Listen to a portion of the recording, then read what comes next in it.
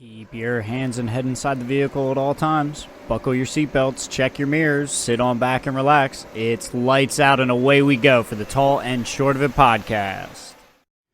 Hello, everyone, and welcome to another episode of the Tall and Short of It podcast. We're coming to you live from the bomb site on Haven. I'm your host, Justin. And I'm Aaron. Welcome back, everyone. We've got fun episode ahead. We've got some Emilia, Romagna, Imola Grand Prix preview. We've got some League of Legends playoffs in the LPL and the LCS. We've got some Magic the Gathering, 420 Blaze It. What's up, Justin? Yeah, obviously there was a sale at the store for the holiday for all the tokers out there in the world. So that's always fun. Good to see you. I'm excited for the episode this evening. Like you said, we have a lot to get into. I want to talk to you a little bit. I doubt you watched any of it, but I want to talk to you about kind of just like the overarching story of the Valorant Masters Reykjavik tournament going on right now. Okay. But yeah, looking forward to the show this evening. Now, Awesome. Aaron, you want to get us started with the Rose, Thorn, and Seed here? Yeah, definitely.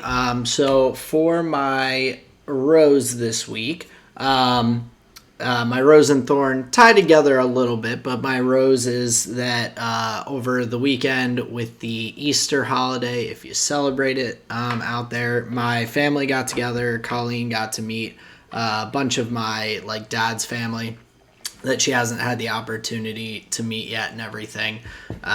So that was kind of nice.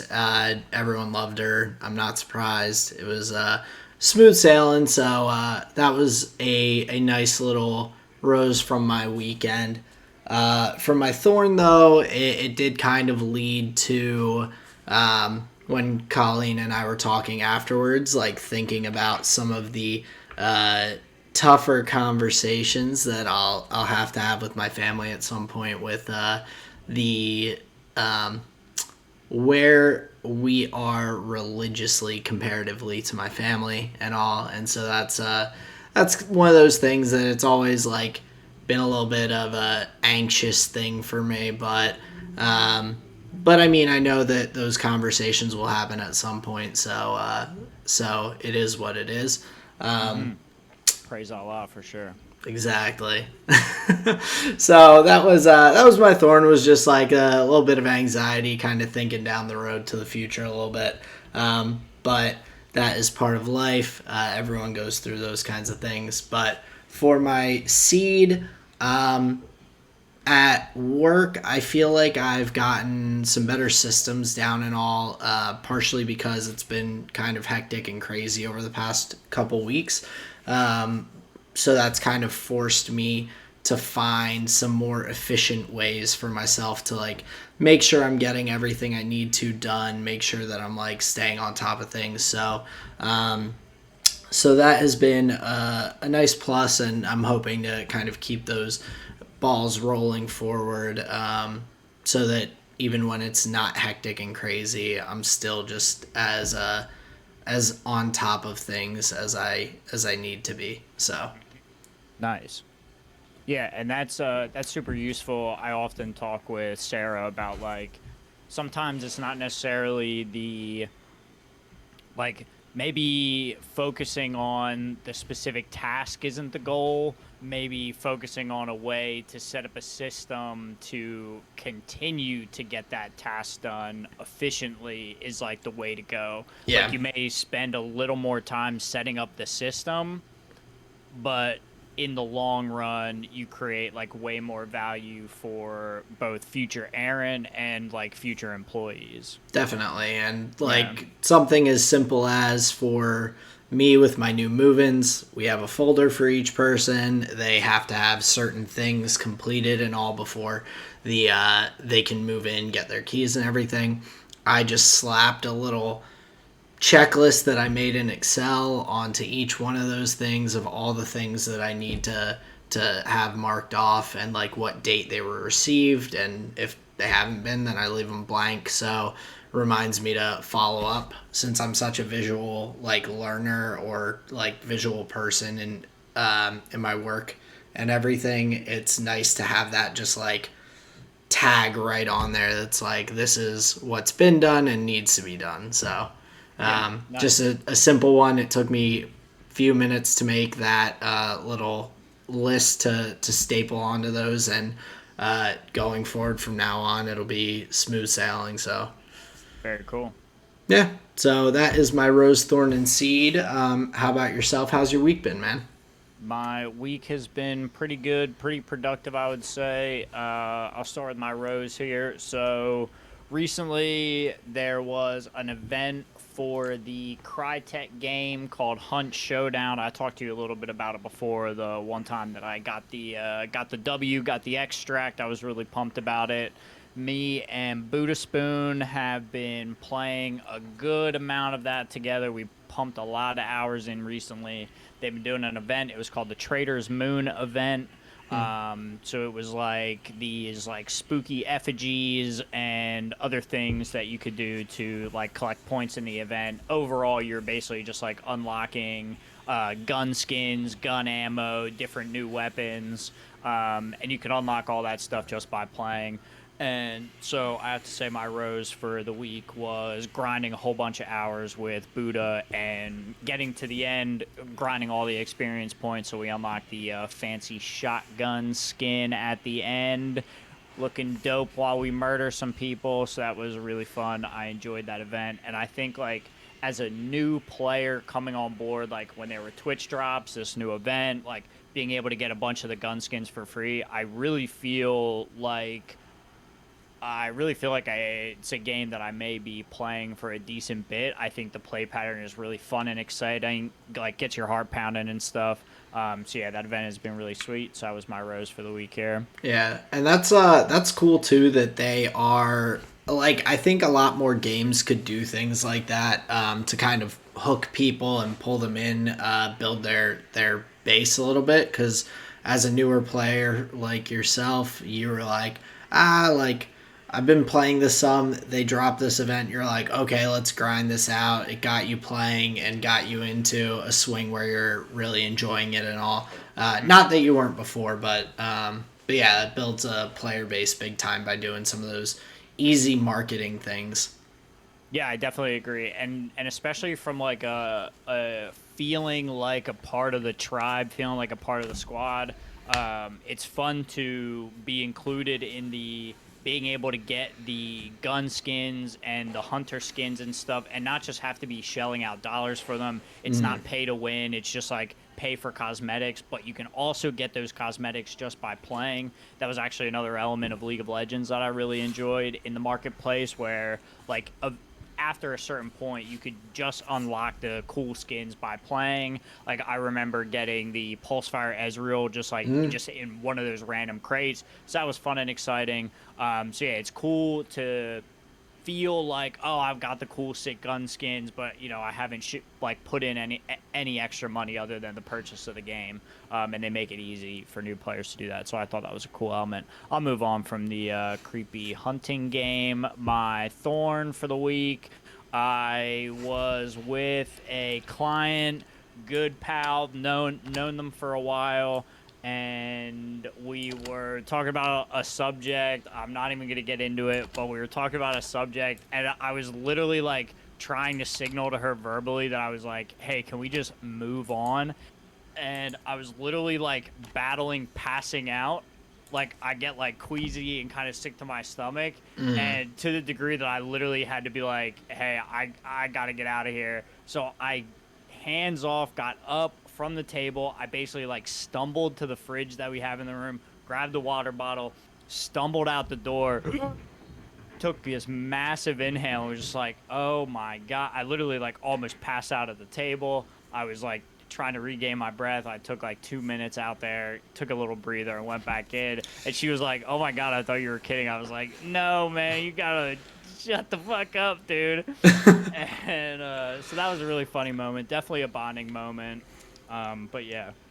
That is interesting. I don't know if there's many things that, or many conversations that could make me like that, feel like that. But movie that Colleen and I tried to watch this past week. It's I think it's on Hulu. It's called Fresh, and Mm, I like it's about a like psychopath serial killer type guy, but the gore was like too real. I get a little squeamish, like not with yep. I injure myself plenty, so it doesn't bother me if I'm injured because I like know my own pain tolerance and like can see how it feels and all and determine how I address things. Sure. I don't know if that makes sense, but like when it's other people or like I'm seeing other stuff, then it like really like makes me kind of that queasy feeling and all. And Mm, this movie really like was just a little over the top in some of those departments, and I was like, I we got to the point where well both of us were like yeah we can just stop watching this, but I was it definitely had me a little twisted inside. So I can somewhat relate, but I don't have too many conversations that quite get me to that point. yeah, it was pretty brutal. I kind of saw it coming. Like I said, I tried to steer it away, but she did not get the hint. So that was an interesting one. My seed for the week, we had a meeting with a local advertising joint that has been a thing that's like it's a company that's been around in my area for literally as long as I can remember. I see it on just like the countertop of like, Vinny's Pizza and blah blah blah in this store and that store. So it's been a thing that's been around. So we linked up with a gentleman in their, get on board with us department, and some of the deals seem pretty reasonable. So we've been talking about that. So I think we may be getting some ads out there. I think we may have a gift certificate that's going to like run in their print and online issues for a little while, and I think it's going to be a good way to get some clients in the door. So that's my seed for the week. We're working on some advertising. Very cool. That's a nice way to do it. Get your name out there and all. Especially like your focus is so local. So getting it just in front of the people in the community is always a good thing. So Yeah, yeah, for sure. We're really excited about it. But just as much as we're excited about that, I'm excited to get into the rest of the show. And you want to move on? Let's talk a little bit about the Imola Grand Prix coming up this weekend. What about it? well, before we get to that, I did Okay, want to I had two things that I wanted to do before that. So for sweet. Let's one, do it. I want to give a shout out to Shane because he texted me the other day, and this may be something that you have not heard, but Kendrick album has been announced May 13th. So that will be coming before we know it. Yep. Air horns in the back. So shout out to Shane. He saw it on Twitter. He hit me up and let me know that was coming. So I'm really excited about it. I believe it's also a Friday the 13th. So Spooky. super spook. Yep. So Friday the 13th, May 13th, new album from Kendrick. The other thing, and this was just more of my own interest. It popped up on my YouTube, but Roman Grosjean has his own YouTube account where he made a video I think it was just a few days ago, maybe a week ago, where he broke down like the differences between F1 and IndyCar. Mm-hmm. And it was a really interesting watch. It kind of explained some things that I didn't really understand about the differences. So just like some basic ones that I thought were cool. So as I talk about IndyCar and F1, any viewers can be a little more informed. But in IndyCar, they all have the exact same car, but they're just using one of two different engine suppliers. So either Honda or Chevy. So that's one big difference. They all have the same cars. There's no they don't all create their own parts and components and figure out better aero and whatnot. It's all the same package, but what they do change, which is different from F1, is all of the cars have what they call dampers. And so the dampers are essentially the springs and that kind of shock system for the car, whether it's having a little more give so that you can ride over bumps and curbs a little bit better, or whether it's like trying to have a little less of that flexibility in the suspension to be able to keep better downforce on the car and everything as you're going through tight turns and whatnot. Those are what change. And so he also brought up something that kind of relates to this season a bit with F1 is that in IndyCar, each driver can kind of tailor the car to like how they like to drive and their style. And so at that point, it's that's like what causes the difference in speeds or difference in control and things like that. But he related it to F1 in the fact with Daniel Ricciardo having been a many-time race winner in Red Bull, 7 races, going to Renault and then to McLaren, that he seems to be struggling with the car. And it's just part of the fact that instead of the car being able to adapt to the driver, the car is like kind of the best aero package that this team has put together for working with whatever their engine supplier is. And so the driver really has to adapt to those things much more differently than an IndyCar where you can adapt the car to yourself. Like if they're in F1, the goal is to have the fastest, best aero package and everything. And since that's not a thing in IndyCar, like you can just make the car fit you. Whereas in F1, they're like, we're trying to give you the fastest car.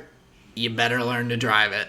Like that's kind of the deal. I mean, of course, there are things that they can change and tweak a little bit for the drivers, but not to the extent that they can in IndyCar. So that was really interesting. I'm going to be keeping an eye out for more of Roman's YouTube videos and if he has anything interesting come up. But I thought I would share, since we've now talked about IndyCar a little bit and, of course, our normal topic of F1 as well. So. Sure. No, that's super interesting. And I'd seen that video come up. I just didn't get a chance to watch it. I'm pretty sure I put it on my watch later list though. So now that you bring that up, I'll have to go back and check it out. That sounds pretty interesting, and an interesting point about the difference in the cars, where if it's all the same chassis and everything, just different engines, that they're being built with like different goals in mind, where they allow for a little bit of variation from the driver to get a little bit of that like skill expression, how they like to drive, maybe, a little more oversteer, a little more understeer, what have you. And that the cars are built in F1 more to say like, oh, this package is the fastest around the track and you've got to be, suited to drive that. That's really interesting. Yeah, it was that, like, looking at, he brought in some numbers on team budgets and everything too, and it is exponentially more expensive in F1, of course. And he was like, F1 is like the pinnacle of motor racing, but at the same time, like, it comes with this like huge cost. So Right. So definitely a cool video to check out. I would recommend it to anyone. So I hope you enjoy it when you get to watch it, Justin. But very cool. And of course, that does lead us into the Emilia-Romagna preview. Anything that you're kind of looking out for, or what are your thoughts going into the weekend? Wet weather. I have a feeling. I checked the what would you say? I checked the radar. I think it was like 2 days ago, and what looked like a bunch of rain Friday, Saturday, and Sunday. Obviously, we'll keep an eye on it, but I'm pretty sure we're gonna have a wet practice, qualifying, and race day, Oh man. barring like times and whatever. Like I said, that was the forecast like a day or two ago, but because I've become a little bit of a nerd. I went back and watched last year's Imola Grand Prix, and not that you're going to be able to gain anything as far as like, oh well, last year Red Bull was at the blah blah blah, so there'll be obviously different cars, different strategies, teams are in different positions. So that's not really why I was looking at it. I was looking at it more to get a sense of the track again, get a sense of maybe what we can expect from, i.e., weather conditions, and just like get a sense of how it drove last year and how it went. And it was, I would say, wet and wild. There was a lot of spins, a lot of bins, and there was a pretty good restart from Max. But overall, with the wet track and towards the end of the race, like it got drier. But that is all a bunch of words. I say all of that to say what I'm thinking for the weekend is rain. Was was this the race that Lando decided not to pit for the mixed tire, the green tires, not wets, but the in between? I don't think so because Okay. I'm pretty sure Norris was on the podium Yeah, he finished P and three, right I behind think he went with Lewis. the same tire strategy as everyone else. Okay. I could be wrong. I wasn't necessarily like keyed No, into the I whole just thing. I couldn't remember which race that was that that Lando like tried not to pit to like make it out to the end and had to pit like last minute after trying to drive on slicks around the wet track. No, I don't think he did that. This was a race where Norris actually had more pace than Daniel, and so they got the team orders to swap him around, and Okay. Norris just like took Took off off. ahead of Yeah. him. Okay. Gotcha. That I'll have to look back and see which Grand Prix I'm thinking about. I didn't think it was that early because last year Emilia Romagna was I think second on the calendar. So It was two or three. yeah. So, but of course, with that, Max did win last year. But I think with it being at Imola, the rain is really, like you said, going to be the biggest component of it. Whether it rains, doesn't, strategies and all. Because I think on a dry day, Ferrari right now they have the fastest car. Imola is a pretty fast track. There's some really good straights, a nice long DRS zone on the back half, and so I think that favors Ferrari generally. But in the wet weather, I think we really haven't seen these cars on that too much yet, so we kind of have no idea how that's going to handle. Yeah, I know we saw the early. No, that's not the word. We saw the rain simulation running at the Bahrain testing. I think it was at the end of the third day.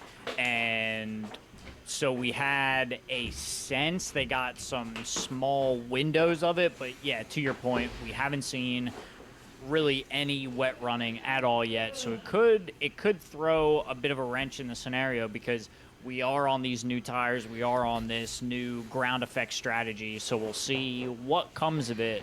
But yeah, it's going to be a showcase for these new tires in the wet if we end up getting that kind of weekend. Oh, definitely. I think it will also kind of highlight a lot of things with the teams and kind of what some of the struggles may be because we have some different strategies in terms of that downforce with the side pods and everything on the cars, especially. So when it is going to be wet and slick out there, it'll be interesting to see how the different cars handle it. I mean, the porpoising effect, I can't imagine that like gaining and losing downforce constantly as your car flops around down the straight is going to be great when you're coming into those turns after a long DRS zone and everything. So a lot to kind of keep an eye out for, and I think as the practices and everything go, we'll get a better idea. But we also do have a sprint race this weekend, which is gonna throw a little extra twist into everything. So we will have just FP1 and then qualifying on Friday, then FP2, the sprint race on Saturday, and then Sunday morning 9 a.m. the Grand Prix. So Okay, interesting. So they're actually going to have even less data to go on than they would on a normal weekend that didn't have a sprint race. That is actually quite interesting. And then more than that, on FP1, they're not even likely going to be able to do, long run pace testing during the practice. They're going to have to be doing like the short, fast, half fuel tank or whatever runs yeah, for the sprint race and try and get that dialed in. yeah, trying to figure out that setup is going to be a big part of FP1, I think. And of course, the qualifying will be shortly thereafter. So hopefully the teams have it dialed in. And of course, with the wet weather, the other thing is if someone bins it during that practice, you've only got like 2.5 hours before qualifying for the sprint race. So that could easily take a team out of even being able to go out for qualifying if they have any issues in the water early on. So hopefully the drivers will keep that clean and everything, but I can imagine going through any wet weather, if we have that for FP1, could make that a bit more difficult for everyone all around, especially with it being such a kind of fast-paced weekend with the sprint race thrown in. Yeah, 100%, and especially when you say that, drivers like Nicholas Latifi come to mind. We've seen him be not so hot recently. He was not so hot at the end of last year, created some big problems just on track, I would say. Last year at Imola, he spun. So this is going to be a weekend where we can likely expect, if it's raining, some yellow flags, and yeah, hopefully we don't see we don't see repeats, because there are drivers on the grid who have historically been not so hot on these in these recent races. Yeah, and with Latifi, I mean, I have to give him some credit because he's had decent stretches of his career where he's kept it pretty clean and all, but he has definitely kind of hit I call it a slump a little bit lately with the end of last season, which I don't think that was to his own failure, his tire blowing out, causing that safety car right at the end. I think that was just a puncture picking up something off the track, if I remember correctly. So You I say mean, puncture, I say conspiracy. but this season he really hasn't he hasn't put in the solid performances or like the consistency I think that we usually saw. I mean, we never expected him to have high highs, but I think he didn't have that many low lows. He was kind of always a you know what you're going to get kind of driver, and it's not necessarily the tippy top, but like he should be like solid. And lately you're 100% right that he just hasn't quite had it, has made some mistakes, has had some bad luck. So hopefully he'll have a better time out this week.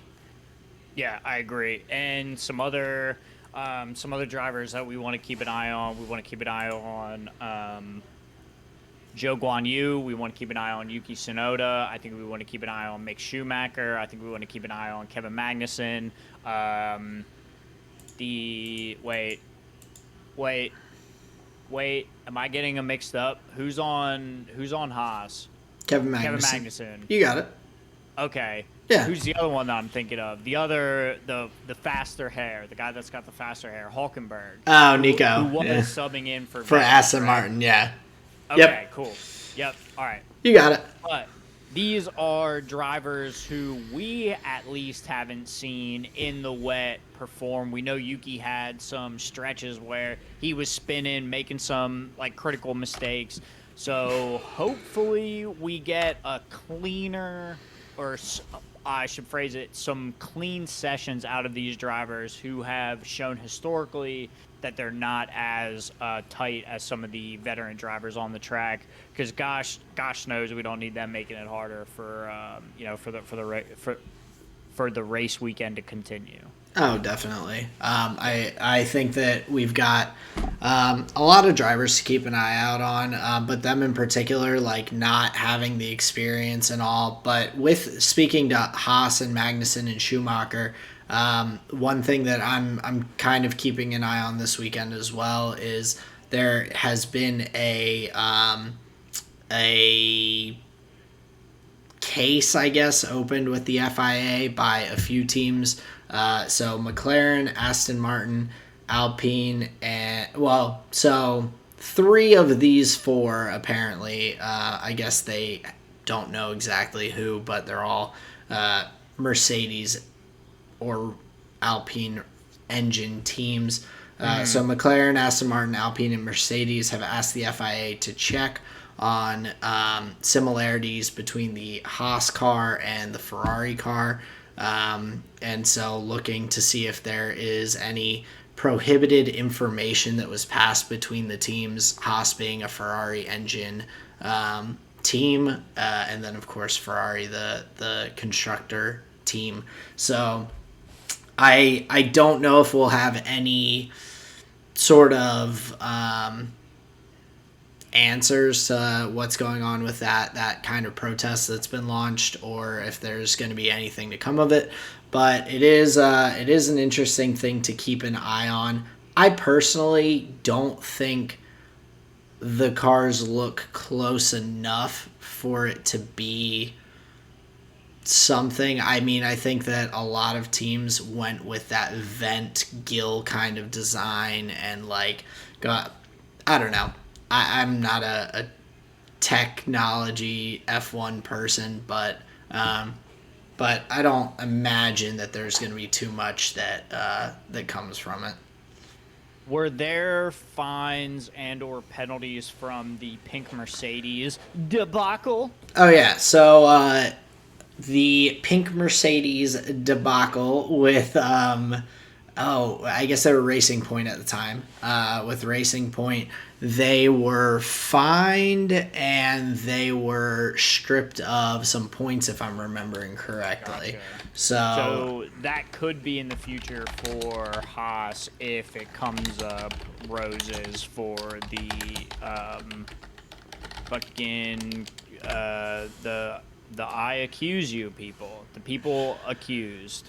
yeah, so they when Racing Point was punished by the FIA, they had a 400,000 euro fine and then a 15-point penalty Wow. for the constructors championship. So that was the end result for that with the car. I mean, I'm looking at a picture side by side, and they look similar, but I would also like say that a lot of teams kind of go, especially of similar engine manufacturer, go Right. for similar designs and kind of plans with the car. So I really, I don't know. Who can say? I guess the FIA will. Yeah, I'm sure the FIA will, and regardless of what they decide, I'm sure it'll be well researched and well thought out. So that'll be fine. I saw on Twitter Gunter Steiner saying something about envy and I whatever. Yeah, I saw that too. I'm trying to remember what the quote was because it actually It was pretty fun. Oh, he said you have to work hard for envy. You get pity for free. So, talking about Haas is now the envy of teams after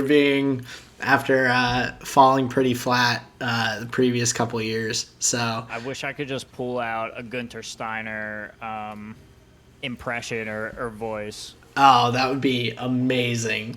Because I was thinking about it and it just would have came out so wrong. I would have felt bad. I would love to hear that off the air. But yeah, I think he honestly, it's kind of impressive that he's like gone through such rough times with Haas and everything, and then like coming out. I feel like so many teams would just move on to someone new when they're kind of starting out more fresh.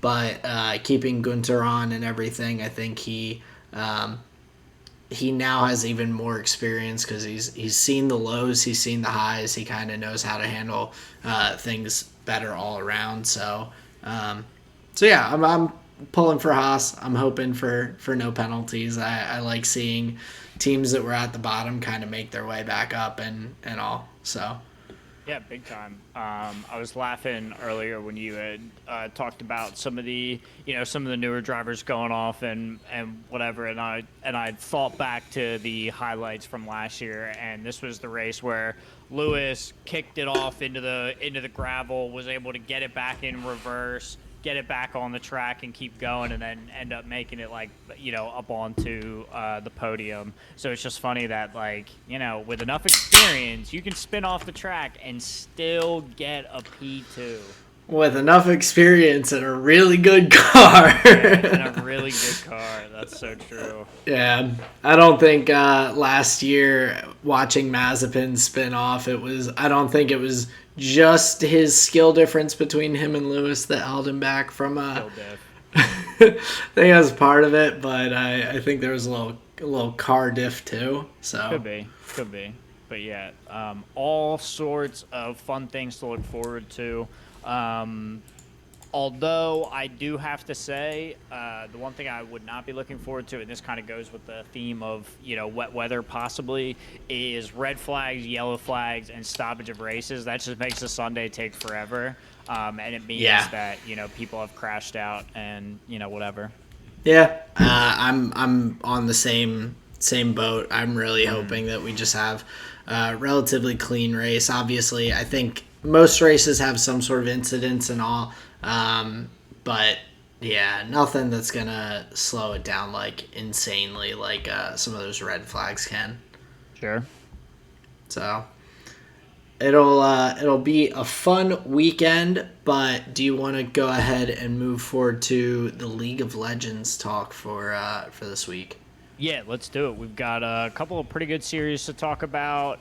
Just some quick notes on a lot of things going on. What series do you want to start with here?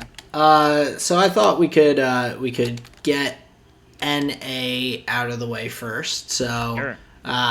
To start off, I have very few things to say about C9 versus EG. I'm not. Wait, what do you mean?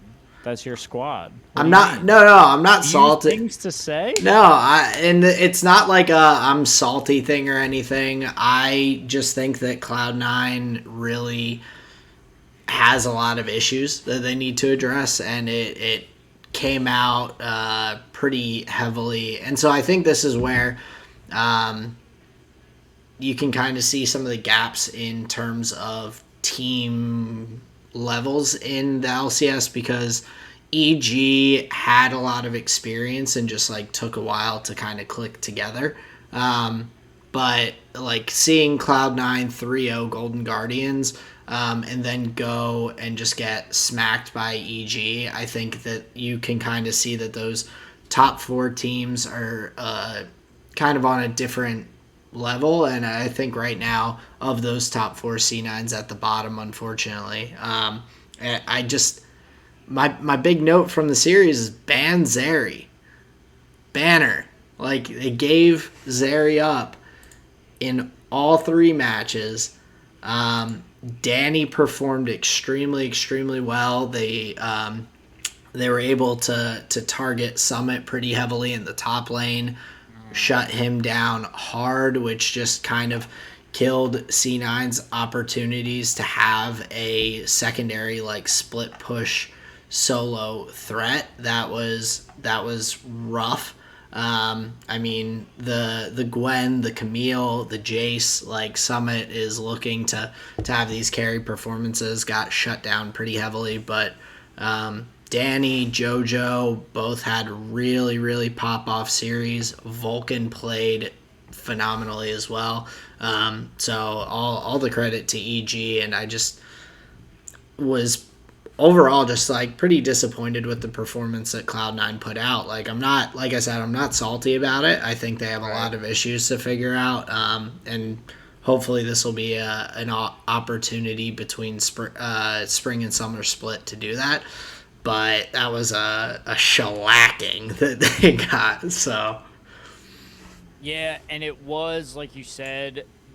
I think the Zeri was a massive pick for Danny. Obviously, he got I think it was like he got a pentakill and then an unofficial pentakill where he got the triple and then the double. yeah, So like, yeah, not banning that seemed like a mistake. There seemed to be a sense in which they wanted to play around.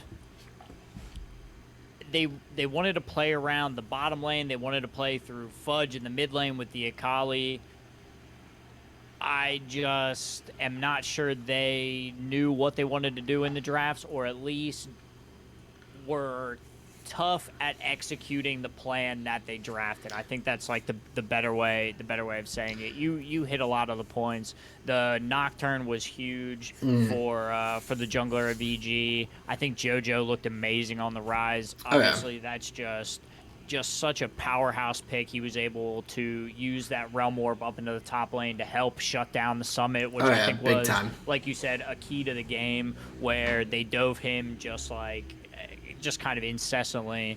And Kobe made a really, really good point on the caster desk, and you know, I don't want to reuse his point as though it was mine. I want to give him his credit. He talked about the big problem for Cloud9 is the blind tank pick that EG was willing to do with the Ornn, forcing Summit into these last pick Jace, last pick Camille, last pick Gwen, where all of these carry picks are supposed to be the get pressure early in the top lane, kick it down, get some jungle pressure, get a Rift Herald up there, and it just didn't work. So yeah, it's interesting that that top lane tank team fighter that comes through in the mid and late game is outshining these carry top laners right now, and that's more of a meta thing. Obviously, it was well played to EG for shutting down a big key strategy or a big key piece of Cloud9's strategy. But yeah, I think well played to EG. I mean, you hit a lot of the points on the head. I was just kind of. Yeah, no, I mean the only other thing of note for me is I would like to see Blabber on some better picks for him to put pressure on. I would have loved to see him on the Lee Sin in more games. They literally banned it. They literally banned it in game 2 and game 3. I think that is the best pick for Blabber if they want to get W's. Of what's so strong right now, yeah. Like I think you just have to take it and everything, and having on the other side Inspired, he played the Jarvan, which Blabber played in game 3. He played it in game 2. He played the Nocturne twice. I feel like Cloud9's played Nocturne like twice this entire season or something, and it's becoming a pretty contested pick, especially you don't see it as much in this series, but you see it in game 3 with the Twisted Fate coming back in as a pretty contested pick and everything. If it makes it through, that Nocturne ultimate is huge to kind of shut that down. But you don't see Cloud9 really utilizing that pick. I think they've got a lot of internal things to figure out and everything, so Big time. Like I said, I hope that they do. But until then, I mean, I'll still keep cheering for him. But I was not too surprised by this outcome after kind of seeing the initial start to the series and watching it play out. So, but Yeah. we did have a much more exciting series in the LCS between Team Liquid, 100 Thieves. Um, what what did you see? Did you watch that live? Watch it like after? I watched it after without knowing the results. Okay, So nice. I got to watch it all the way through, and I do have to say that was quite the exciting series. Another, if I'm not wrong, that was a reverse sweep Yeah, from 100 wait, Thieves. no, it looks like they went back and forth. Oh no, it No, was Liquid. Dude, I cannot read this chart to save my life at a quick glance. yeah, I But know yeah, it's. so it was a reverse sweep for 100 Thieves, which is super exciting. And even in the games, like it was pretty close. Even that third game, obviously, there was so much parity, teams trying to make plays or Yeah. like the macro plays. So yeah, overall, I think it was a really fun series to watch. I think the pick and ban was pretty high level. What were your impressions of the series? Well, I felt like it was pretty back and forth with it, which I feel like is a, I guess, kind of obvious thing to say in a series that goes to a reverse sweep. But I mean, like TL did come out. They came out hot. Bjergsen on the Twisted Fate pick was really big. Blippo on the Aatrox was just a weird pick to throw out there with but I mean it performed well. And then Huhi on the set support, I just was really not super impressed with that. Like I kind of get the idea, but I thought that was a pretty big detriment to them in the bot lane. Especially as it got later in the game with them already being behind. The set engage is only, it can only be so strong, and it was not strong enough for him to like engage and actually make it out after any of those engages later on in the game. So that Right. was that was like a little, just with the picks and bans. I thought that was an interesting one, but of course the Silas to try and compete with the Twisted Fate was there. Um, in game two, I thought that 100 Thieves was gonna have a little bit better of a shot, but it was just another pretty strong performance, especially out of Han Sama. The Zeri again being a pretty strong pick. But yeah, game three, 100 Thieves kind of just turned on the gas a little bit. Played extremely well. They picked Abadaga, up the Nami Lucian in that game, notably for the bottom lane, switching it yeah, up. and I think that worked really well because of their ban of the Nautilus. Because Hmm. Nautilus, I feel like I've seen that into that matchup, and it's so strong if you can hit the Nami with anything, any hooks, any ults, whatnot. So forcing, Dead in the water. yeah, that's a good one. Belly up. But forcing Team Liquid to go on to a different support pick, them going with the Soraka, I think definitely helped that 2v2 in the bot lane. FBI and who he looked really, really solid there. Um, Yeah, that was from Team Liquid. That was like questionable. I was not so sure about I that mean, Soraka pick, man. plenty of options open, and I mean the Leona's open. You've got Thresh open. Like if you don't play the Nautilus, like Thresh is wide open. I know it's like the balance has been shifted a little bit, but I feel like that's that or Leona. I mean Leona's picked so often. I feel like either of those would have been a good option, but um, didn't really. I don't know what happened in their pick and ban, but didn't happen. And we ended up with a solid game three win to kind of start reeling it back from 100 Thieves. Um, more just solid performances all around from the team in game 4.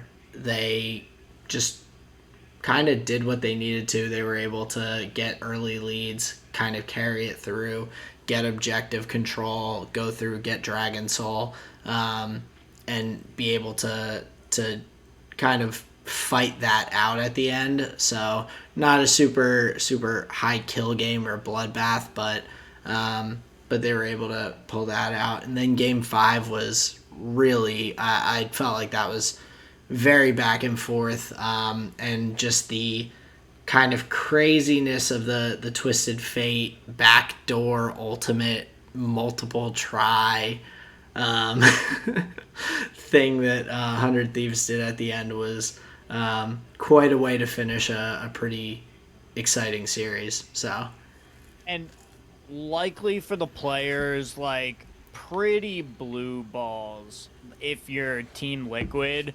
where yes, they were down in that position, but man, losing that way is just so like, I mean, they let the door get opened big and time. then didn't have any safeguards against the Twisted Fate. I mean, like if you're gonna, I feel like in that position, and I know it sucks, but I think you have to concede the dragon there.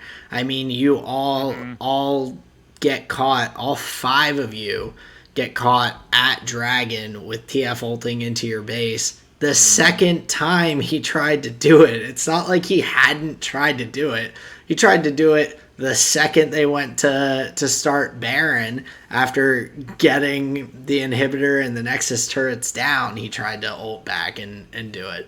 So the fact that they weren't expecting it, I thought that was oversight by Team Liquid in game. There's a lot of things going on, so it's understandable. But yeah, I think I agree with you on that. Like if if that hadn't happened, or if they had prepared for that a little bit better, then you never know how that game turns out because it was so tight, all the way up until that end point. So Yeah, agreed. I think if honestly, I think if Team Liquid doesn't pick Soraka in game 3, it's all sealed up. Like they just did not have any just any crowd control at all from the support role, and that's such a playmaking like um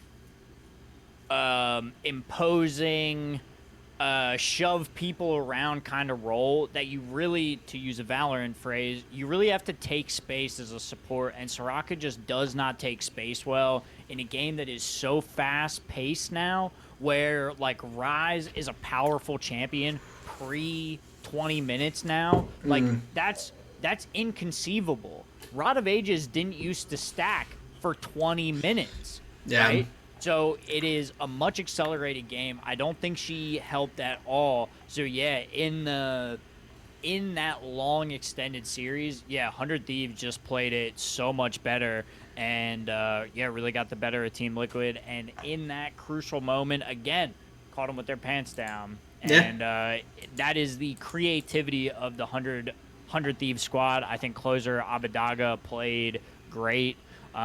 It is they're a really fun team to watch from the 100 Thieves perspective. I think Team Liquid played a really just like clean, good game of League of Legends. I think they're going to have a really solid chance against EG down in the losers bracket. But yeah, we've got some exciting matches to come still. Yeah, so 100 Thieves waiting there in the finals to see who comes out.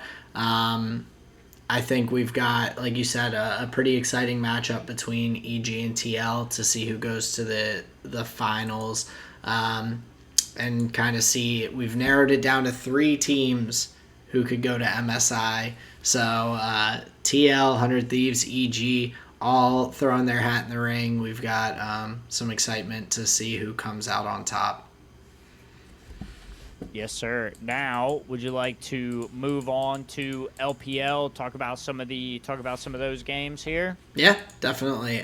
Very cool. So I primarily watched the Top Esports RNG series. I didn't get to see much of the Sure. Top Esports and V.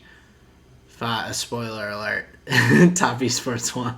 Yeah, no problem. Or Top Esports lost and went to the losers bracket finals against V5. But um, but yeah, the start with the RNG series, I thought that Top Esports was going to just like run away with that. Knight was looking so good just off the bat in games one and then early on into game two, or really till mid game in game two on the Rise pick. But that game one, his Ari was disgusting. He looked so good, utilized the ultimate so well. He was a big standout for me in that matchup. But the whole team looked really pretty solid overall in that first game. So I did not expect that to then go into game two and for RNG to pull that out after a hard fought game after being down early. Yeah, and I think one of the big, obviously in the pick and ban, you can see one of the big swap ups is they banned the Ari. They banned the Ari pretty much straight away on when they were on red side, which takes a pretty good pick away and maybe gives them a little more space to play from the mid lane. And then they just took the series just 3 games right in a row. And it seems like teams should be taking a note of these ban phases where Zeri is literally banned in every single one of these games. First red ban on every single game. Right. So Like, it's weird having a player getting 2 pentakills in a series and like a team like, oh man, I wonder what's going wrong. It's like, come on, man. Like you have options. yeah. So obviously these series are very different than what we have going on in the NA and what we had going on in the LEC regions. Now, interestingly, we've got bans in the second rotation of the Renata. I think is pretty interesting. They definitely are a little bit scared of that pick. I think in the lane phase and in the team fight phase when we're playing around carries like Aphelios, Zaya, things like Jinx are going to come out. That Renata is actually a pretty strong ban where I'm not sure what the come to life ability is, but that has been really strong in fights where you can get that buff in the res. Yeah. So Yeah, I think that's interesting from the pick ban phase from that it series. it is definitely interesting because you also see in game three it didn't get banned, but it also didn't get picked. But Right. the other three games it did get banned out. But the one champion that really like stood out to me big time was the Aphelios. It Mm-hmm. looks really strong right now. I Mm-hmm. mean, seeing Jackie Love on it in the first 2 games, like he looked pretty good in game one. Game two, not too bad, but in game four, with Gala on it, that was kind of the deciding factor, in my opinion, for that game. I mean, we Big see time. Top Esports having the lead in the game. They were pushing it. They're going to get the soul. They RNG is able to get Baron off, then kind of wipe Top Esports. There's a fight around Elder. Gala hits the ult onto like 4 people, taking them from like 100% to like 40% health, just like Mm-hmm. right out the gate. And then is able to use, I don't know what his different guns are, but the long range one that shoots out the little bursts to the side is like putting that out from just outside the dragon pit by red buff, doing insane amounts of damage. gets the kills there, and it just kind of like snowballed into RNG's favor. They go back to Elder again later on. Almost the same exact thing happens. Aphelios with another big ultimate and being able to just put shots in without getting hit. I think that champion and the scaling is just really strong right now. I think with the Zeri being hopefully banned in most cases because it's so strong. The Phalios is going to be a really huge pickup, and I think it's a pretty scary one in certain players' hands. I mean, Gala looked phenomenal with that pick in Game 4. So And also, like you were talking about when Jackie Love plays it as well, his Aphelios looks really good. So yeah, I think overall it's just a strong linchpin in a lot of these team comps. It does so many things. It's got the long range, short range damage. It has Baron damage, or I should say like neutral objective damage. It is just all around a good pick. Obviously, it just doesn't have the mobility, so you've got to pair it with something good, but yeah, I think that's been a fun pick to see build into the meta as like a staple AD carry that we're seeing. But yeah, overall RNG just looking really scary. They really leveled up over the course of that series. yeah, but at the same time, I think Top Esports by no means is out of it. I think that they played pretty well, but RNG definitely just kind of showed themselves as being a better team in that series. Wayward had some struggles towards the end, but then we did get the losers bracket finals between Top Esports then and V5. Did you get to watch that game or that series much or?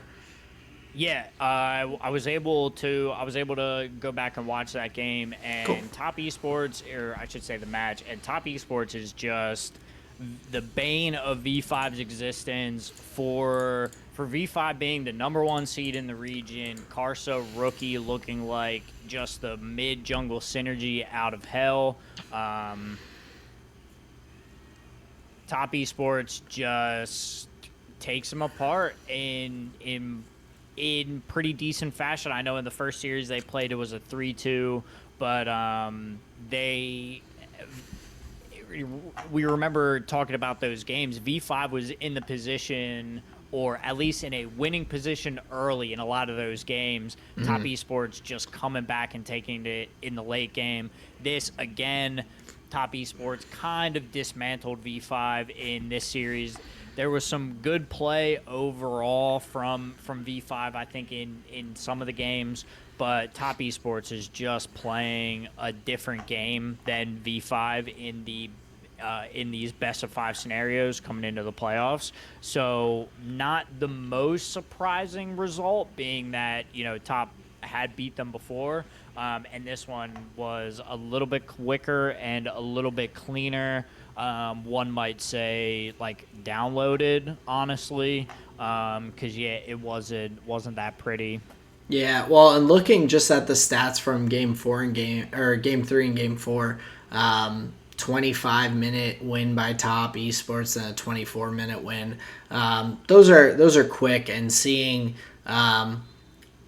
that at the end of a series is always, I think, a pretty good sign of which team is just in the better matchup. You see the team get the momentum, and it's not at that point. It's not a team with momentum fighting against a better team. It's a team with momentum just shutting down a team that they had the upper hand on a little bit. Right. And it shows in the fact that they beat them twice in the playoffs.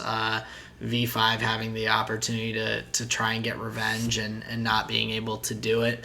But the other note of interest for me, just I guess 2 notes looking at these stats and all, but the Galio pick has been coming out a lot as kind of a counter as the Twisted Fate and the Rise become more popular again. So does the Galio being able to use that semi-global ultimate to react to those plays and that movement from the Rise or the Twisted Fate in the mid lane. So I think that's an interesting thing to see as an option. I mean, in Game 4, we see V5 ban it out and then first pick the Twisted Fate. I believe they first picked that. I'm going to double check myself. But either way, going out, banning that out, and then picking the Twisted Fate. So they didn't first pick it, they picked it later on. But seeing that Galio counter is an interesting thing because I feel like we didn't see that much in the other regions. So now that it's getting late into the LPL playoffs, starting to see some of those different counters come out. Yeah, and obviously, like, you can't ban out everything in the pick and ban phase, so teams have to come up with a strategy to counteract some of these stronger roaming mid lanes where the unleashed teleport isn't as good anymore. So yeah, they want to be able to answer quickly and promptly into the other lanes. You know, once the Rise leaves with a Realm Warp or once the Twisted Fate leaves, and it's just a point to the ever evolving meta and how teams are just like like in Brazilian Jiu Jitsu.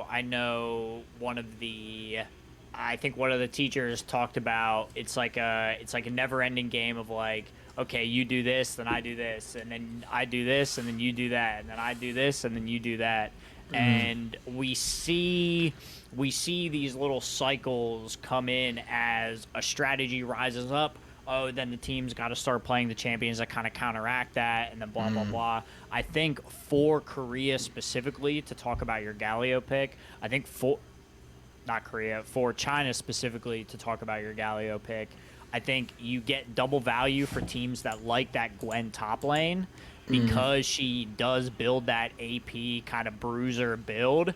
You may be able to catch teams in a double AP scenario, get that Galio in the mid lane, and now you're negating just a whole set of their like damage type.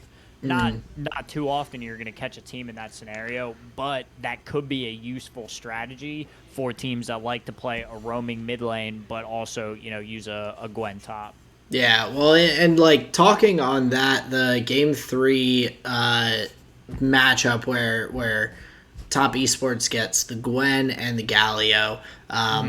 That is very strong, especially just on the side of the kind of hidden tankiness that some of their picks have. The Gwen has the Viego, invulnerable. Gwen has the invulnerable. Galio has some extra beefiness from his passive and from I believe his W gives him some extra tankiness with the taunt and everything. But then the Viego also has the ability once it starts getting that reset to heal up so much in such a short amount of time that gives it some extra beef too. So like but specifically that Gwen Galio combo, I completely agree. I think that it catches people off guard. And especially when you have the heavy AD damage coming from Jackie Loves Aphelios and Tion's Viego, I think that is a really, really awesome pick and ban from Top Esports in that matchup to be able to get some really strong picks. So. Yeah, and obviously to the detriment of V5, nothing they were able to do was able to counteract.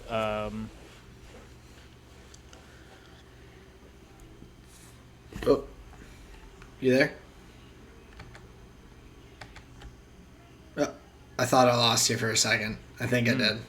So you said nothing that Top Esports was able to do to counter, or nothing V5 was able to do to counteract Top Esports. Yep. I believe. Okay, cool. I had a frozen screen for a second. So, but As did I. Glad we're all here. That cool. leaves us with RNG and Top Esports in the finals, which, interestingly enough, We just talked about them meeting in the semis, where it was a 3-1 to RNG. So we'll see what Top Esports will have learned from that series and see if they can, get it over on them. Yeah, I think we're in for a pretty good matchup. I don't expect either side to stomp that series, so I think we could easily be in for a fun 4 or 5 game matchup between the two. So exciting things to see. But Justin, I know you also wanted to talk a little bit about Valorant, And some Reykjavik, Iceland. I'm just gonna sprinkle just a little bit of the most general, just top of the iceberg. Not gonna get deep in the Sprinkle it on weeds. the Sunday. Let's go. Yep. So Valorant, the what do they call it? Valorant Champions Tour Masters Reykjavik. I think it's like the first stop in like a multi international tournament run that builds towards. I think it's called the Champions. Last year was fucking awesome for the first iteration of it. Watching, I believe it was Reykjavik, Berlin, and then I forget where the finals were or where the champions was.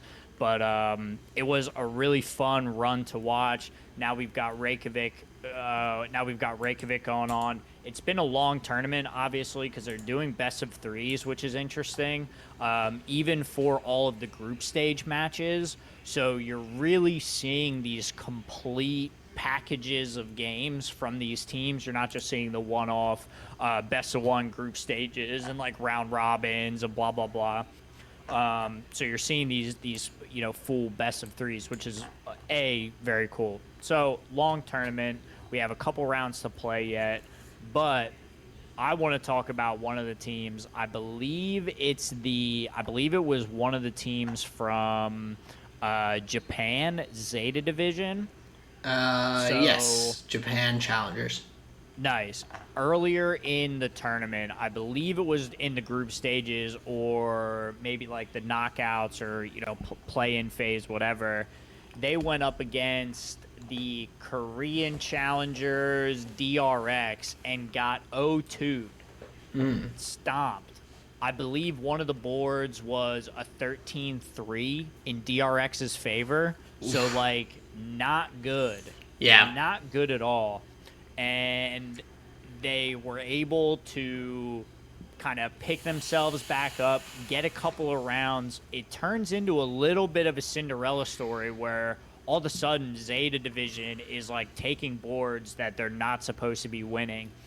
They come back, end up meeting DRX in I think what would have been like the quarterfinals phase or like round four, whatever, late in the tournament, like day 8, 9, for life in the tournament.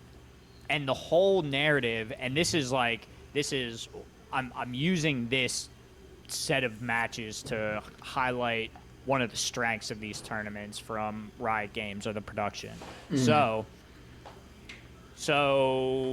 Zeta Division goes down 0-2 against DRX previously in the tournament, has a bunch of wins, make it to another game against DRX.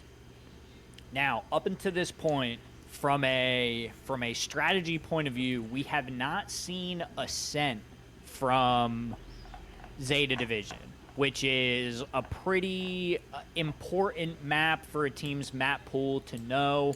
And for the casters, it was a big question mark going into the pick and ban phase against DRX if they were going to let through either, I believe it was Icebox or Ascend.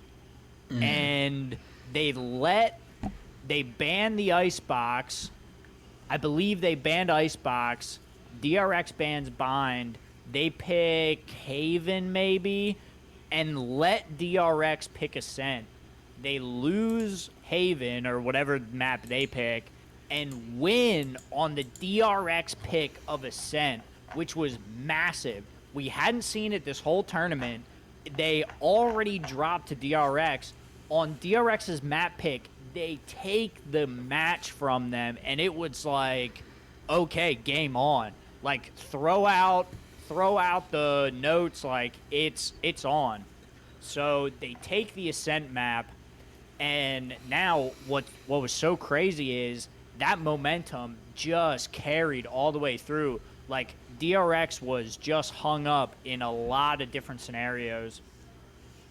It went pretty far, but Zeta Division ends up knocking out tournament favorites DRX in the rematch, which to me was just like, damn, dude, like that's just crazy. That was kind of what I was hoping V5 was going to be able to do to top esports, right? Yeah. Oh, absolutely. You get that matchup, and also just really impressive from Zeta Division in general. For I'm looking at the playoff bracket and everything now, but their first matchup starting out against G2, who was already seeded, I believe, into the upper bracket, so they didn't have to play through groups to get out. That's Um, right. That's right. There getting was a whole seeding thing. yeah, getting 2-0'd there, but then falling into the losers bracket, beating TL, who was 2-0 in their matchups in Group B, to get that win. Then beating DRX, who was 2-0 in their group as well. So kind of making a little bit of a run there, and now they're up against Paper Rex, which is one of the, it looks like, the tournament qualifiers from say APAC, which I get. So APAC is over in it's Thailand, Indonesia, Gotcha. Philippines, Okay. all Malaysia, all of those areas. Gotcha. Um, so seeing them come out, beat the top team from both groups in that playoffs. Now they're matched up against one of the teams coming out of the APAC. Um, pretty interesting, especially because DRX beat Paper Rex to send them down Mm-hmm. to the losers bracket. So yeah, so like there's a lot of parity here. I mean, just looking at G2 2-0 Zeta, Paper Rex 2-0 G2. So you Mm-hmm. would think that Paper Rex has the upper hand, but Paper Rex lost to DRX, who Zeta Division beat. So like you're in a Mm-hmm. weird little like cycle of teams beating each other, and so that'll be interesting. I will definitely have to check out some of this tournament, especially now getting to some of the later rounds of the playoffs and everything. So some good Valorant, it sounds like, to be able to watch. Yeah, it's been super sweet. Now, I want to get a little bit into the weeds just because from a like just a competitive standpoint, I think it's been really exciting to see how the meta has shifted. So, one of the new agents that was released, his name's Chamber. So, he has like an alarm bot. He's got a pistol that's like an ability of his, and then his ult is a sniper rifle that's a one tap, and then his third ability is like a card that you throw down, and it makes like a little teleporter that you can like quick blink to a position. So Chamber on a couple of these maps has become like he is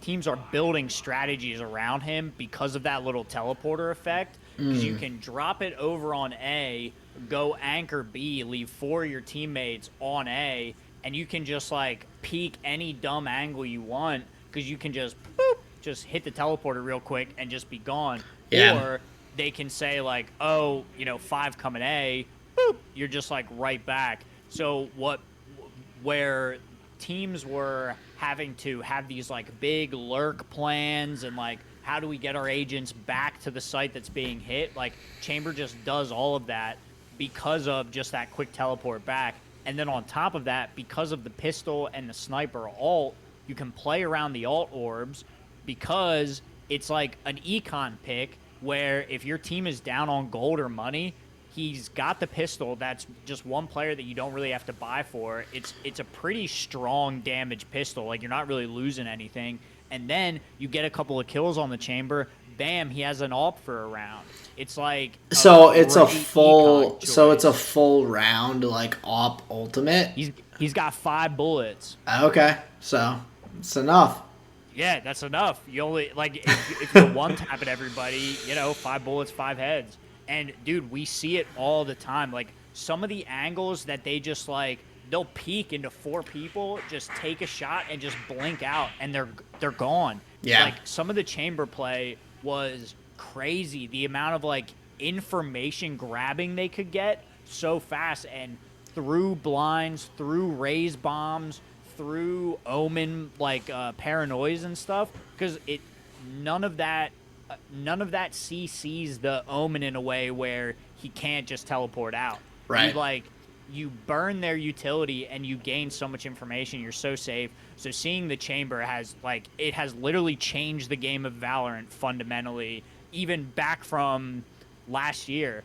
Even the Neon release, like, oh, she's super fast and blah blah blah, like that didn't change anything really. Like, yeah, she's super quick and whatever, she could be on the roam, but Chamber is, like I said, he has fundamentally changed the game, and it's super exciting to see. No, that's awesome. Like, I think that you see that, and then you see like also some of the big maps like Fracture that they've added in that have some really unique kind of styles that you have to play if you're going to end up on those maps. Like, it can lead to some really interesting team comps and kind of plans, because like you with Chamber, you are losing some utility in a way by having 2 of the abilities be guns and everything. You're losing those additional abilities, but the mobility of a teleport and everything, and the economy of it, like that, I think is just massively important for teams that maybe feel like they're on the maybe back foot to try and pull out some different kind of craziness with their plays. So, no, that Yeah, sounds and really interesting. yeah, so that's been really fun to watch. So if you're inclined, check out the last couple rounds here, because I'm pretty sure it's just the semis and then the finals with some pretty good teams that have put up some pretty good rounds. So yeah, overall the Reykjavik Valorant tournament has been really fun. Yeah. So, couple rounds left. One before the lower bracket final, Loud and Optic in the upper bracket final. So couple of good matchups before the final. So plenty of Valorant to watch. Lots of rounds, lots of games. So very cool. I'm gonna be checking it out as we continue through that tournament. It's been a little bit since I've watched some professional Valorant, and it's always fun. So. Yeah, I think it's a really exciting esport. They have a lot of data on screen. I think the casters are amazing. They are so hyped, so excited. I think they paint the picture well. They're like incredibly well spoken, and they tell a story of the match, like, where maybe things aren't like so nitty gritty about like this peak and that play or whatever, but the way, I'll use the word poetic. Like, the way they cast is very poetic about the players and the strategies and the taps and the kills and the this and that. Like, it is super exciting to watch. So it's just been a treat. So yeah, I'm looking forward to that. Now, if I may talk a little bit more here into your ear, we had some Commander 9 games from earlier this week that I would like to talk about. Yeah. And a little bit of maybe some upcoming excitement here. So we got some games in earlier this week. We were playing with, it was myself, John, Ben, and Jason. So shout out to those guys. We had a really good pod, really fun pod.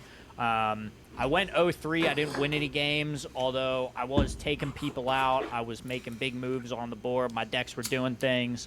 So that's always fun. Now, I played Zoni, which is a black-green graveyard deck. Basically, my goal is to fill up my graveyard with as many creatures as I can, and then just, like, one-tap people with, like, different kinds of effects that are based around the amount of creatures that are in my graveyard. So I've worked tirelessly to pack that deck with as many creatures as possible. I believe I think there's 64 non-land cards, 43 of them count as creatures. So to me, that's pretty good, and I always see a critical mass of creatures in the graveyard. So it was really fun to play her on Tuesday. And black green, it's always like use your graveyard for value, recycle living organisms, and it's like it's very thematically the circle of life and death, which is fun. And then I was playing Tana Kesket, which is a partner combination. This has been a deck that's been really fun. I've been working on making some swaps out of a couple decks, changing one around, tinkering here as I do. And so Tana was able to get some of her top end taken out where they didn't really fit. They were just cards that were in the deck that I was never going to be able to cast.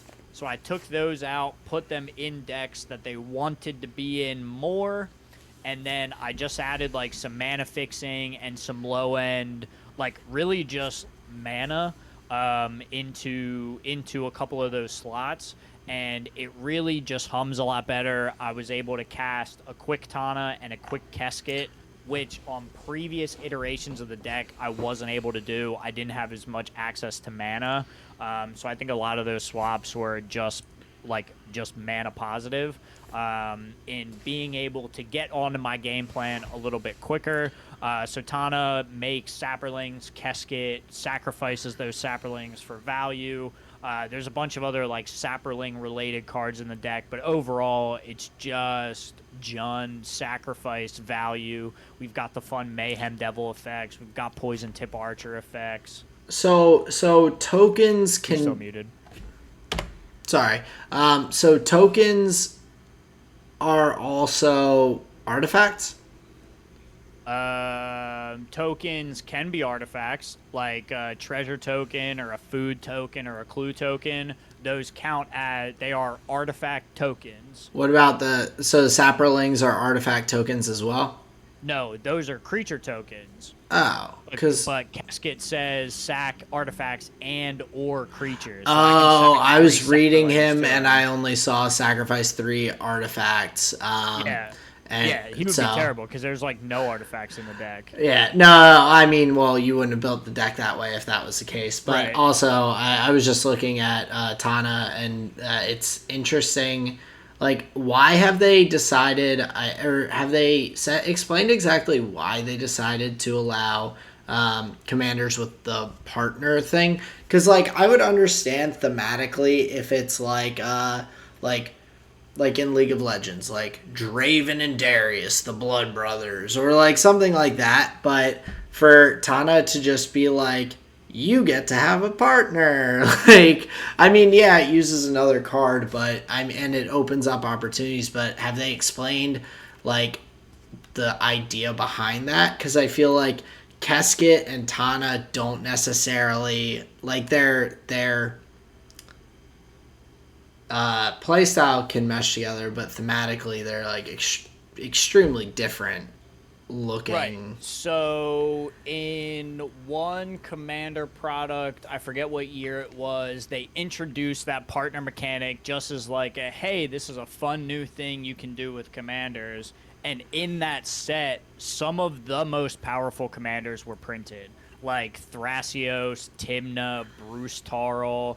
I believe Tana was in that same set. So for whatever reason they decided, and I imagine Mark Rosewater, one of the lead designers, I'm sure he's talked about it.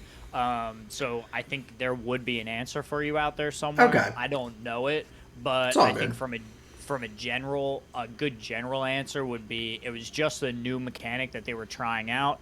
They've done other iterations of it. Like there's partner with, so that's where you only have like specific like runs. Right. Okay, cool. Right. So it's been, and obviously like the partner mechanic, you're kind of hinting on it by just like asking straight up, it is really fucking powerful to have two like 2 cards that you always have access to, and especially a combo like that. So Keskit came from Commander Legends, which was a set based around playing Commander in like kind of a draft and sealed type format. So the set was jam packed with legendary creatures of all different color combos, all different strategies. So you could just like mix and match color combinations and like play a bunch of different random strategies. So Keskit came out of that, partner it with a previously very powerful Commander Tana, and then you get this nice Jund sacrifice deck where you're right, it doesn't look like they're thematically tied at all, but because of the cool keyword, you get to marry them, and it creates a lot of value. Yeah, well, and like even and just in general, like I like the concept. I was just curious if there was Yeah. like a reason they did it that way because like it does open up opportunities to have additional colors. So like you have the red and green from Tana, but then you're able to bring in the black from Casket and all. You're able to then like with and I'm guessing that this is part of a general thing, but with Keskit being able to sacrifice the artifacts or creatures that Tana is creating and all, then if you have the Defiant Salvager, that becomes a freaking tank of a creature out there on the battlefield as you're gaining the +1/+1 every single time that a creature's sacked. Yep. So you're just like building this tanky little army and kind of cycling yourself. So that's pretty. It sounds pretty strong and it sounds fun because there's a lot going on. I think that's like one of the intrigues of a lot of things with Magic is there's so many like interactions that on any single turn you could have just innumerable different interactions with your opponents. So very cool, like being able to kind of mesh those together. Yeah, I think building around the partner mechanic was really fun, and it's been a deck that I've kind of been tinkering with. And it was a fun way to use the Sapperling fungus mechanic, because a lot of the decks that I built are just from cards that were in my collection, is what I start with, and then I supplement with buying singles or whatever. Yeah. But I didn't have a place for any of those fungus and Sapperling cards. This was a place to do it, but then I can play with things like Corvold. There's a combo in there with the Witherbloom, Apprentice, and Fury Storm. So Witherbloom, Apprentice on the battlefield. As long as you've cast your commander one time, Fury Storm will copy, and then you can have Fury Storm copy itself, and then it just blah blah, and then it just copies all the way up the thing, and then you win with Witherbloom. So it's just a really fun excuse to play with a lot of these fun cards. And like you said, yeah, it can take a lot of game actions, which is really sweet. So yeah, a lot of fun games of Commander. I think I'm going to be playing Tana again next week if we get some games. Nice. She's the kind of listed on playtesting currently. I have some ideas for some maybe possible swaps, maybe a single or two I might buy, but yeah, it's been really fun. But that's kind of all I really have for Magic here this evening. Nice. Well, so those two games of the Tana Casket, did you like how did those go? I know you mentioned I know you mentioned that you didn't win, but like were you like did it feel good to play? Were you getting Big time. some okay, so you felt like you're getting some good DPS out and Oh everything and yeah. Yeah, the one card, the Poison Tip Archer. So whenever another creature dies, each opponent loses 1 life. He was on the battlefield, and I was sacking and just doing all sorts of shenanigans. I think the Poison Tip ended up probably doing over 50 damage to the table. So it was yeah. So I was like doing things. I didn't win. I'm pretty no, sure I I mean killed. that's I'm pretty sure I killed Ben on one of the turns. So like the deck can do lethal things for sure. I just didn't get there. I think that's why I want to play it again, see if I can get a W on it nice. with some of like the lower end trending curve. Okay. I gotcha. Yeah, yeah, Um fun stuff. Tana Keskit, Jund Sacrifice. That's where we're at. But very cool. let's get the people out of here with some flavor of the week. You want to start us off? Sounds good. So flavor of the week for my food this week, it is buffalo chicken pizza because over the weekend, Colleen and we went for a walk. I think it was on Saturday, and we're like, oh yeah, like on the way home, let's order a pizza. The place near her has really good buffalo chicken pizza. We order it. We drive home from the trail we were walking, park, go get the pizza, and they're like, here are your two pizzas. And she was like, I only ordered one. And they're like, no, you didn't. So we had a ton of buffalo chicken pizza between the two of us. We had two pies. So that's what I was eating kind of throughout the weekend, other than on all the Easter food on Easter. So Saturday, Monday, Tuesday, I had some buffalo chicken pizza. So that is definitely my flavor of the week, having it 3 different days. For my music, with the announcement, of course, of Kendrick's new album, I went back. I was listening to some Damn, a little bit of Good Kid, Mad City. Lore, dude. I'm catch up on the Kendrick universe. No, it gets me excited hearing that he's coming out with an album soon, and so I was like, man, I'm gonna get back and listen to some of the stuff that I haven't in a little bit. So that was fun to check out some of those old songs again and just kind of refresh in preparation to hear the glorious new music that's going to be coming out. I'm looking forward to that very much. My show, though, or visual medium for the flavor of the week, is an interesting one. I think that I would recommend everyone check out. So after Colleen and I were watching that movie Fresh that grossed us both out and had my stomach turning. We're like, we need something as like freaking mental bleach that's just gonna like make everything good again. And the show Old Enough that is on Netflix is the most freaking adorable show ever. It is a show from 2008 in Japan where it follows children who are given their first errand by their parent out to go and do something. So, and this is the first one on the first episode. This kid is 2 years and 9 months old. Not even a 3-year-old, just tiny little thing.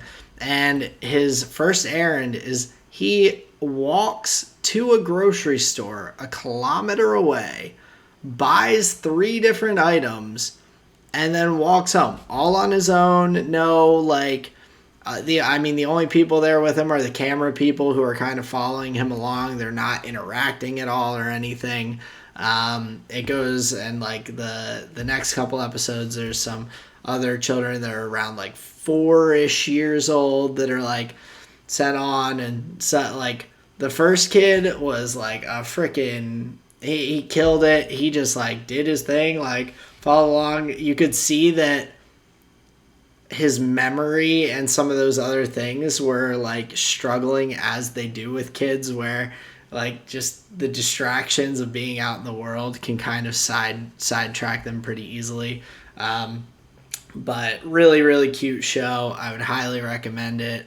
It's not something that I'm like planning to binge watch, but it's like something that's there that's like, oh, it's like a cute show that I can put on. It's just like I get to like watch and laugh along with like the different interactions. Like the one kid was kind of bad. Like it was sent to do this task and he just like fucked off and was like dicking around and doing stuff. Dude. And like you see his mom like go from initially being like so like excited and like teary-eyed almost, like sending him off to do his first errand on his own, and then she realizes that she's like, it's been taking him a while, like what's going on, and like she had sent him back to the house to like do something and bring it back, and so she like calls the house and he like answers, and she's like reads him like a book, like knows that he hasn't done what he's saying he's doing. He's like straight up lying to her on the phone, Ooh, like. man. But it's just so funny because it's like you're seeing the differences between these little kids and everything, and like Right. it seems like a pretty big like rite of passage almost for like not just the kids but their parents too, to be like, oh, I can like trust this, or I'm trusting my child to like go and do this thing on their own. And also really cute show. It's called Old Enough.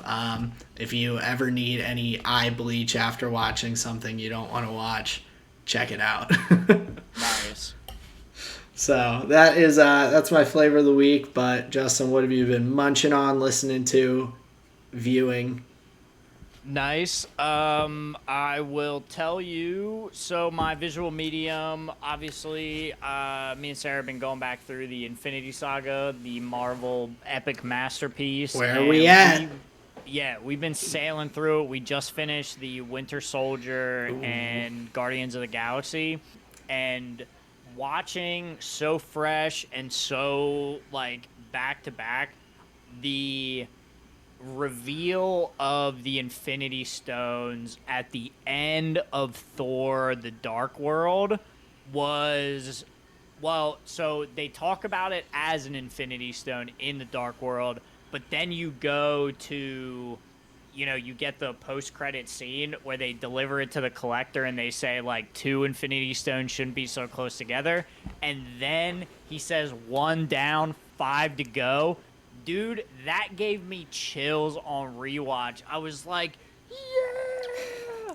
Dude, like it feels so cool how like epic and far reaching they're like just planting the seeds, and it feels so So early well on planned still. out. Yeah, it was. Yeah, the series just did a really good job of, especially with those post credit scenes, to alluding to future events, building some of that world and like what's going on and everything that is involved. And it's interesting how the involvement of all these different things are all brought together through that kind of base, like the Infinity Stones and that kind of saga of what's going on with that, with kind of unknowingly to each group and everything until things come together. So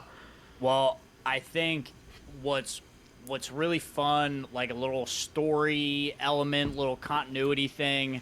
There's the post-credit scene where they introduce Thanos, where they have him turn in his chair and he says, "I'll do it myself then." And then the next time you're seeing Thanos is the daughters being mercenaried with Ronan, and then they're sent to like go get the orb and Star Lord and whatever the fuck goes on, and it's crazy. So what happened with the Loki scenario and we failed on Asgard? He says I'll do it myself, and then his like it's all so beautifully timed, and like it makes sense that yes, that's the next thing and yada yada, and it like gives you these little moments, and so far it's been super fun. Me and Sarah have just been loving it. The Winter Soldier was fun on rewatch again, and like we're just falling in love with it over and over. So that's my visual medium. I'll stop gushing. An interesting thing that I saw, another Channel 5 news production with Andrew Callahan. I really can't shout him out enough. He's doing great work.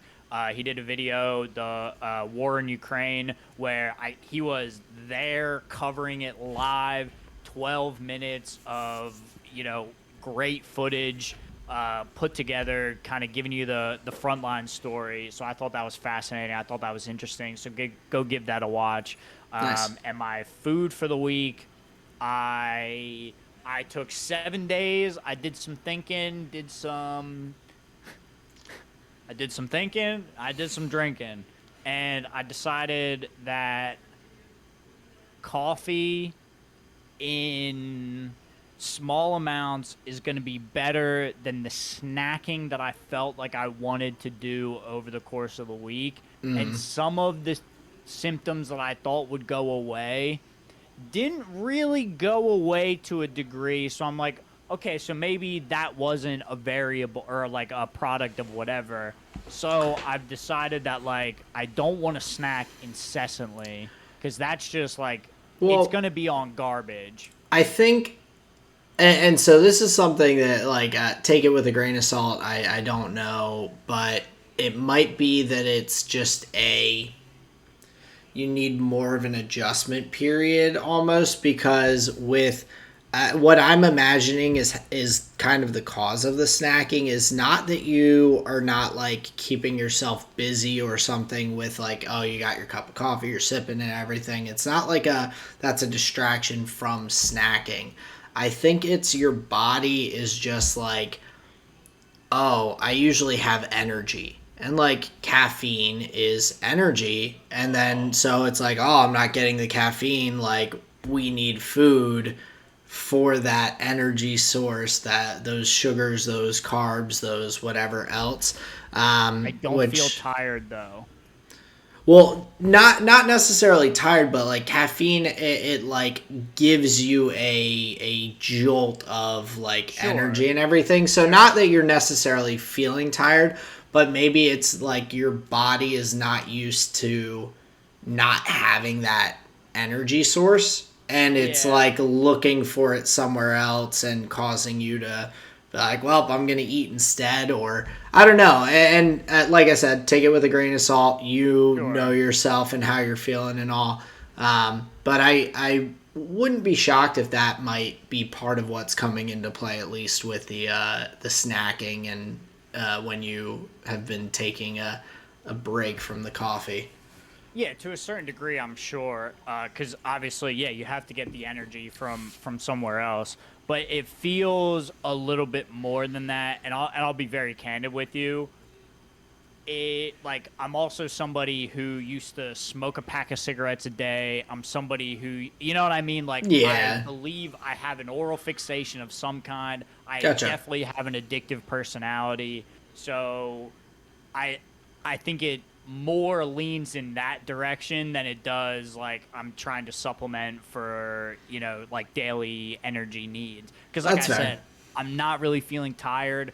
On the first like day or two, I did feel like a slump in the afternoon, but it's like, all right, that's, fair enough. But recently I didn't feel that at all. I think my energy Gotcha. levels kicked back up and I'm just like I just feel I'm just like I need to be, you know, but Well, anyway, celery then. It's a oh my calorie God, it's a calorie dude. deficit to eat it. Your body burns more calories digesting it than it does to than it gives you. Yeah, no, I'm just gonna drink coffee. I've decided that is one thing that I can handle. Are you So that's planning to stick been. to decaf, or are you gonna go back to just regular? Or I think I'm gonna be okay with a cup of like regular coffee in the morning, but then any supplemental cups that I want to have to be decaf. gotcha. Yeah, Nice. I think that's like the moderate thing to do. It's fair. Yeah, So nice. Well, it's. that's I'm my glad that flavor of the you're. week. Thank you for listening. Yeah, I'm glad you're figuring that out though, because I know that's something that you're trying to kind of test and like do some little trials to see how things go. So Always brewing. yeah, I mean you're looking for things that are gonna benefit you health wise and all. I think it Mm.